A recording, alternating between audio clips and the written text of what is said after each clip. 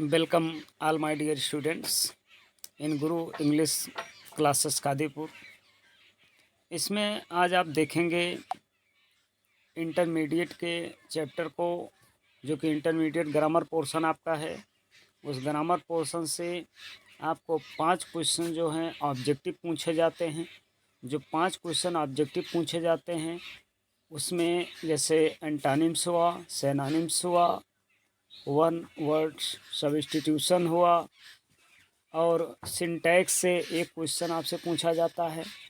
आप इन सारे चैप्टर को इन क्वेश्चन को आप देखेंगे जो ऑब्जेक्टिव होते हैं, और एक एक करके मैं बात करता हूँ। तो ये आपका जो क्वेश्चन नंबर होगा वो 4 नंबर होगा, और 4 नंबर क्वेश्चन नंबर 4 में आपका दिया जाएगा choose the correct option to answer the following questions.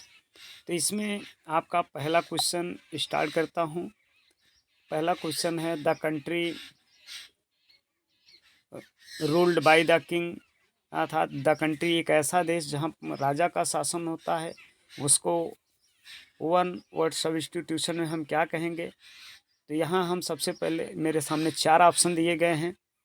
तो first option is democracy, second option is monarchy, third option is matriarchy and fourth option is oligarchy.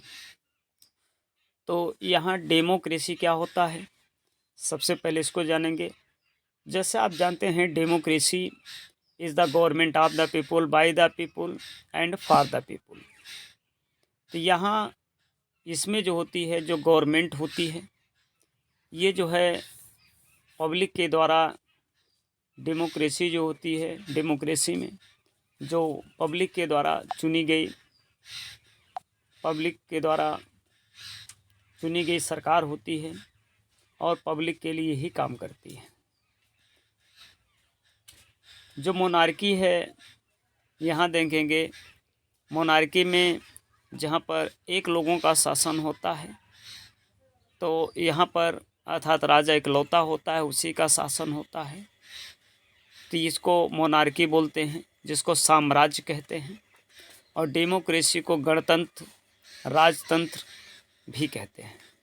तो इसमें दूसरा ऑप्शन आपका सही होगा, मोनार्की। इसके बाद है मैट्रियार्ची। मैट्रियार्ची में रूल्ड बाय वोमेन, जहाँ औरतों का शासन होता है, उसे मैट्रियार्ची कहते हैं।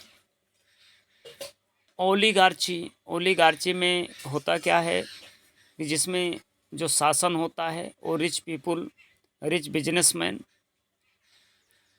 के द्वारा जो शासन किया जाता है वो ओलिगार्ची होता है। तो rule the country ruled by the king में तो दूसरा ऑप्शन आपका सही है।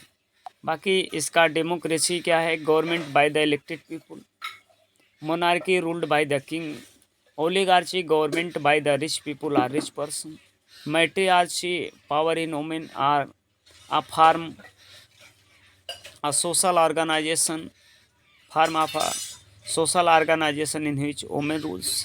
और मैट्रियार्ची को बोलते हैं मातृसत्तात्मक। इसका अगर अपोजिट देखें तो पैट्रियार्ची होता है, अर्थात पितृसत्तात्मक। अगला क्वेश्चन देखते हैं, ये आपका फ्रेजल इडियम्स है। इडियम्स में आप देख रहे हैं the at a stretch means क्या होता है।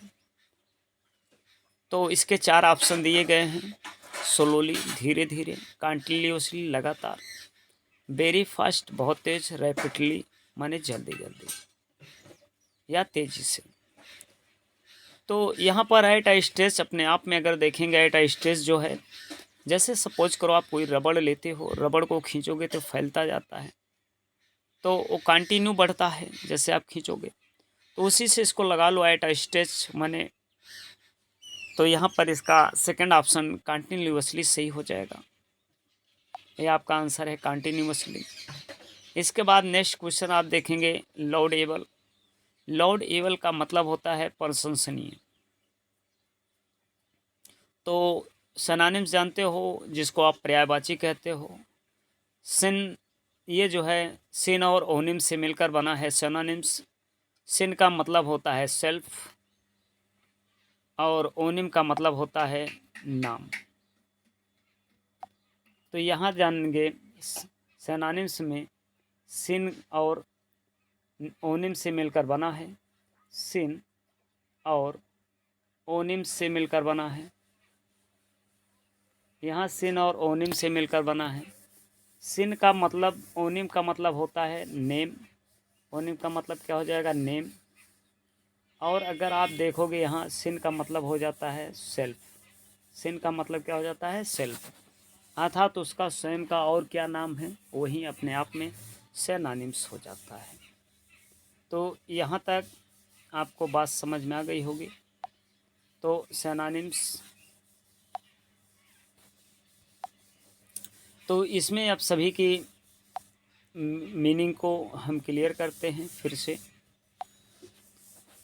प्रेज अर्थी मीन्स होता है प्रशंसनीय। एबल का मतलब होता है सामर्थ्य। डिसेबल का मतलब होता है बंद करना। और लाएबल का मतलब होता है उत्तरदायित्व। तो लॉर्ड एबल मीन्स प्रशंसनीय, तो इसका पहला ऑप्शन आपका सही हो जाएगा, प्रेज अर्थी।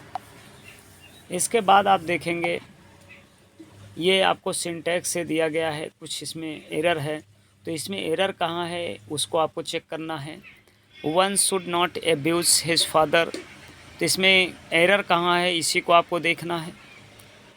तो which word in this sentence is an error, तो यहाँ देखेंगे जैसे ही के साथ हिज लगता है, सी के साथ हर लगता है, यू के साथ योर, दे के साथ देयर, वी के साथ आवर। ऐसे में जो वन है, वन के साथ वंस लगेगा जहाँ हिज लिखा गया है। इसका मतलब जो इसमें एरर हुआ है हिज है, हिज के स्थान पर आपका वंस होना चाहिए, ये आपकी गलती है। ठीक, तो ये समझ गए होंगे। अब इसके बाद ये आप समझ जाएंगे, ही के साथ हिज, सी के साथ हर, इट के साथ इट, दे के साथ देयर, यू के साथ योर, आई के साथ माई, वी के साथ आवर, वन के साथ वंस प्रयोग होगा। अगला क्वेश्चन आपके सामने है, एंटोनिम्स ऑफ स्टेबल इज। तो यहाँ देखेंगे स्टेबल नहीं, एक गलती से लिखा गया है, वो स्टील है। STALE, स्टील मीन्स होता है बासी। तो यहाँ पर आप देखेंगे फ्लैश, इसका एंटोनिम्स करना है। एंटो मीन्स होता है एंटो, समझ रहे हैं? एंट जिसमें आता है अपोजिट, ओनिम्स माने नेम, अर्थात अपोजिट नेम जो होते हैं वो एंटोनिम्स होते हैं। जो आपका फ्लैश है, फ्लैश का हो जाएगा, अगर सिनोनिम्स देखें तो ट्विंकल हो जाएगा इसका। अगर इसके अपोजिट की बात करते हैं तो अपोजिट में इसका हो जाएगा कंसील, माने कोई चीज़ छिपाना।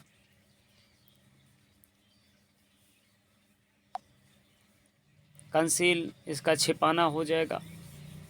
और इसका अगर सिनोनिम्स और देखें तो फ्लैश का ट्विंकल होता है, फ्लिकर हो जाता है। और इसका जो सिनोनिम्स होता है वो हो जाएगा सिनोनिम्स, तो आप जान गए सिनोनिम्स का ट्विंकल है। और आपका एंटोनिम्स आपका जो है ये होगा कंसील, और आपका होगा डिस्क्यूज। अगली बात आती है फ्लश है। जो फ्लश दिया गया है, फ्लश का जो सिनोनिम्स अगर देखेंगे तो हो जाता है रेडन। फ्लश का हो जाएगा रेडन।